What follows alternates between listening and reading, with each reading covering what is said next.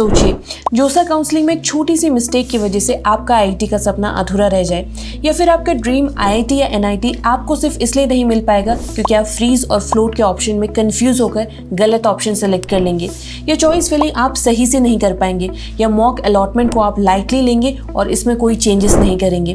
तो जोसा काउंसलिंग 3 जून से शुरू हो रहा है और हर साल की तरह इस साल भी 2 लाख से ज़्यादा स्टूडेंट जोसा की काउंसलिंग में पार्टिसिपेट करेंगे। लेकिन हर साल की तरह इस साल भी हज़ारों स्टूडेंट छोटी छोटी मिस्टेक करेंगे और अपनी सीट गवा बैठेंगे।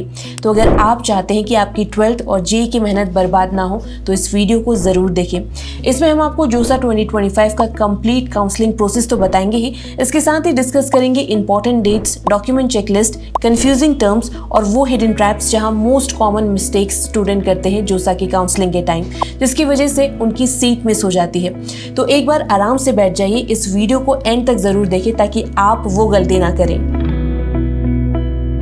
काउंसलिंग प्रोसेस पर बात करने से पहले एक बहुत ही कॉमन मिस्टेक पर बात कर लेते हैं। अब बहुत सारे स्टूडेंट ये सोचते हैं कि जोसा में अप्लाई करने का क्या ही फ़ायदा है, मेरा रैंक ज़्यादा है नहीं, मुझे क्या ही मिलेगा, और सीएस नहीं मिल रहा तो फ़ायदा क्या है। जबकि एक्चुअल में सच्चाई ये है कि कई बार लोअर ब्रांचेस और जीएफआईटीज में आपको बहुत अच्छे ऑप्शन मिल सकते हैं और फ्यूचर में ब्रांच चेंज और बेटर एक्सपोजर के चांसेस भी आपके पास बहुत सारे होते हैं। इसलिए इस बात का मेक श्योर करें कि आप अप्लाई तो ज़रूर करें। चलिए अब आते हैं मेन टॉपिक पर और शुरुआत करते हैं एकदम बेसिक के साथ। जोसा का मतलब होता है जॉइंट सीट एलोकेशन अथॉरिटी। ये एक सेंट्रलाइज्ड काउंसलिंग प्रोसेस है। ये बॉडी जेईई मेंस और जेईई एडवांस के बेसिस पर आईआईटीज, एनआईटीज, ट्रिपल आईटीज में एडमिशन करवाती है एट नेशनल लेवल।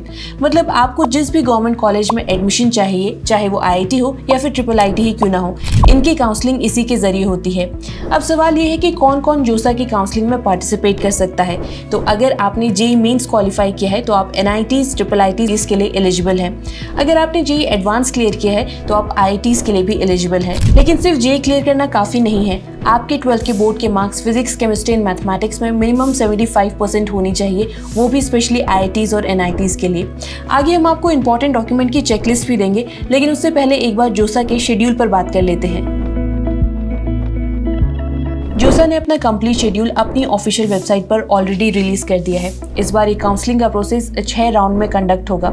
इसमें रजिस्ट्रेशन एंड चॉइस फिलिंग का प्रोसेस 3 जून से 12 जून के बीच तक होगा। इसके बाद मॉक सीट अलॉटमेंट राउंड 1 की डेट है 9 जून की और मॉक सीट अलॉटमेंट राउंड 2 की डेट है 11 जून की। फाइनल चॉइस लॉकिंग होगी जून 12 तक। इसके बाद सीट अलॉटमेंट राउंड 1 का रिजल्ट आएगा 14 जून को, राउंड 2 का आएगा 21 जून को, राउंड 3 का 28 जून को और राउंड 4 का जुलाई 4 को, राउंड 5 का जुलाई 10 को और फाइनल राउंड होगा 16 जून को। डबल चॉइस फिलिंग जो कि आर्किटेक्ट के स्टूडेंट के लिए है, उसकी डेट है जून 8 की। और इसके बाद आप मेक श्योर करें कि आप इन सारी डेट्स को ध्यान में रखें। और अब आते हैं सबसे इंपॉर्टेंट स्टेप जो कि है काउंसलिंग का प्रोसेस। अब इस पार्ट को ध्यान से देखिए क्योंकि यहाँ पर हम आपको सारी कॉमन मिस्टेक्स बताएंगे जो स्टूडेंट हर एक स्टेप में करता है। काउंसलिंग का सबसे पहला पार्ट है रजिस्ट्रेशन। तो सबसे पहले आपको जोसा की ऑफिशियल वेबसाइट में जाना है और यहाँ पर आपको रजिस्टर करना है। यहाँ आप जेईई मेन और जेईई एडवांस के रोल नंबर के साथ लॉगिन कर सकते हैं और बाकी डिटेल यहाँ पर ऑटोमेटिकली ऑटो फैच हो जाएंगी। नेक्स्ट स्टेप है चॉइस फिलिंग एंड लॉकिंग का। ये वो स्टेप है जहाँ पर सबसे ज़्यादा गड़बड़ी होती है, तो आप ध्यान से इसको भरें। चॉइस भरने से पहले पिछले साल की ओपनिंग एंड क्लोजिंग रैंक अच्छे से देख लें ताकि आप रियलिस्टिक ऑप्शन चूज करें। चॉइस भरते वक्त जितने ज़्यादा ऑप्शन आप भर सकेंगे उतना आपके लिए अच्छा होगा क्योंकि इसमें कोई भी लिमिट नहीं है। इस स्टेप में मेजर मिस्टेक जो स्टूडेंट करते हैं वो सिर्फ अपने ड्रीम आईआईटी और एनआईटी का नाम ऊपर डाल देते हैं, ये बिना सोचे कि उनका रैंक वहां तक पहुंचेगा भी या फिर नहीं। लेकिन आपको अपनी रैंक के हिसाब से रियलिस्टिक ऑप्शन सेलेक्ट करने हैं और उनको ऊपर रखना है।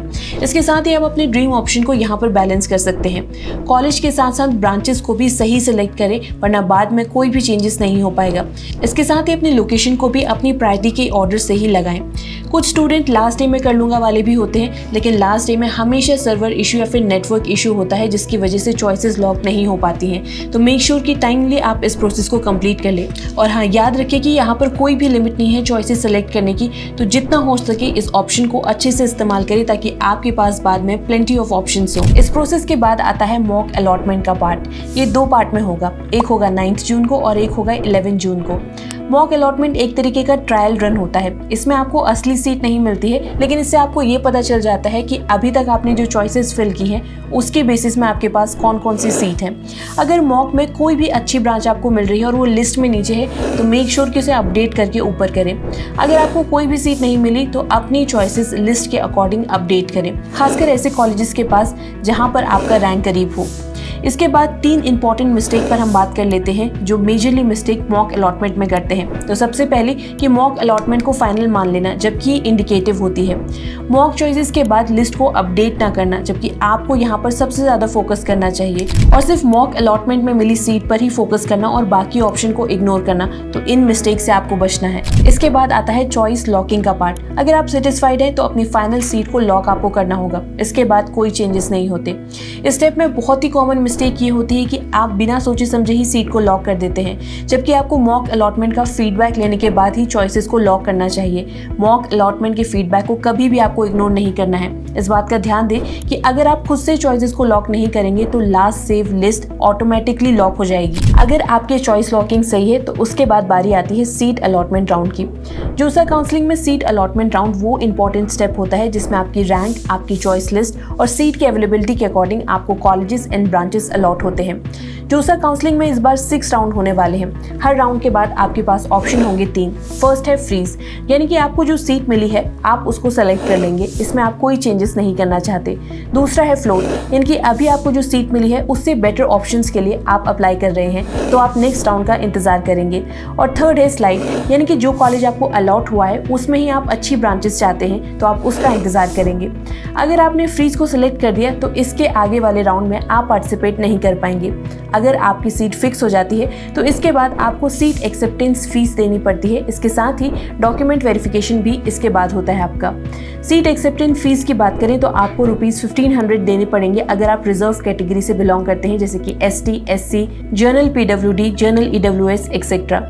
और बाकी कैंडिडेट के लिए फीस है 30,000 के अराउंड। इस फीस में जोसा की प्रोसेसिंग फीस 5,000 भी इंक्लूडेड है और जब आप एडमिशन लेंगे तो ये पैसे आपके उसमें एडजस्ट हो जाएंगे जोसा की प्रोसेसिंग फीस को हटा के। सीट अलॉटमेंट के बाद आपको अपने ऑनलाइन डॉक्यूमेंट वेरीफाई करने होंगे। अब इस डॉक्यूमेंट की चेकलिस्ट में आपको क्या क्या ध्यान में रखना है वो सुन लीजिए। सबसे पहले आपके पास होना चाहिए JEE एडवांस या फिर JEE मेंस का एडमिट कार्ड, JEE का score card, 10th and 12th की मार्कशीट, कैटेगरी सर्टिफिकेट अगर एप्लीकेबल है तो। इसके साथ ही डोमिसाइल सर्टिफिकेट भी ज़रूरी होगा कुछ GFITs के लिए। आपको पासपोर्ट साइज फ़ोटो भी रेडी रखनी है जो आपने अपने फॉर्म में लगाई थी। इसके साथ ही मेडिकल सर्टिफिकेट IIT के लिए बहुत ज़रूरी है। प्रोविजनल सीट अलॉटमेंट लेटर भी आपको अपने साथ रखना है। इसके साथ ही इनकम सर्टिफिकेट स्कॉलरशिप के लिए ज़रूरी होता है। तो इन सब डॉक्यूमेंट को अच्छे से रेडी करके पहले ही रख लें। अगर कोई भी मिस्टेक होती है तो आपको करेक्शन के लिए टाइम भी मिलता है, लेकिन आपको वो सारी चीज़ें with in the deadline complete करनी होती है। डॉक्यूमेंट का साइज और फॉर्मेट सही रखें वरना आपको रिजेक्ट किया जा सकता है फाइनल राउंड में ही। इसके बाद आपको फाइनली रिपोर्टिंग करनी होगी जो कि ऑनलाइन और ऑफलाइन दोनों तरीके से होगी। 2024 तक मोस्टली ये ऑनलाइन ही हो रही थी, लेकिन कुछ राउंड के बाद आपको अलॉटेड कॉलेजेस में फिजिकली रिपोर्ट करना होगा। और हाँ, सबसे ज़रूरी है कि अपना रजिस्टर्ड मोबाइल नंबर और ईमेल आईडी को एक्टिव रखें क्योंकि यहीं पर सारी कम्युनिकेशन आपके साथ होंगी। कुल मिलाकर जोसा काउंसलिंग एक आसान सा दिखने वाला प्रोसेस ज़रूर है, लेकिन आपकी एक छोटी सी लापरवाही आपको आपके ड्रीम कॉलेज से दूर कर सकती है। तो जो कॉमन मिस्टेक हमने आपको बताई हैं उन पर ध्यान ज़रूर दें। वैसे अगर इतने सारे राउंड के बाद भी आपको बेटर ऑप्शन ना मिला तो चिंता करने की कोई बात नहीं है, क्योंकि इसके बाद एक स्पेशल राउंड भी होता है जिसको बोलते हैं CSAP। ये काउंसलिंग जोसा के बाद कंडक्ट होती है और ये उन सीट्स के लिए होती हैं जो जोसा में फिल नहीं हो पाती। इसमें पार्टिसिपेट करना ऑप्शनल होता है, लेकिन बहुत बार बहुत सारे स्टूडेंट को यहाँ उनका डिजायर्ड कॉलेज मिल जाता है, तो इस पर भी नज़र बनाए रखें और स्मार्ट तरीके से प्लानिंग करें और उसके बाद ही चॉइस फिलिंग करें। चॉइस फिलिंग में ऑनेस्ट रहना बहुत ज़्यादा ज़रूरी है और जो भी डिसीजन ले उसको रीचेक ज़रूर करें। और इस वीडियो को अपने फ्रेंड के साथ भी ज़रूर शेयर करें और ऐसे ही लेटेस्ट अपडेट के लिए सर्व ज्ञान को फॉलो करना ना भूलें।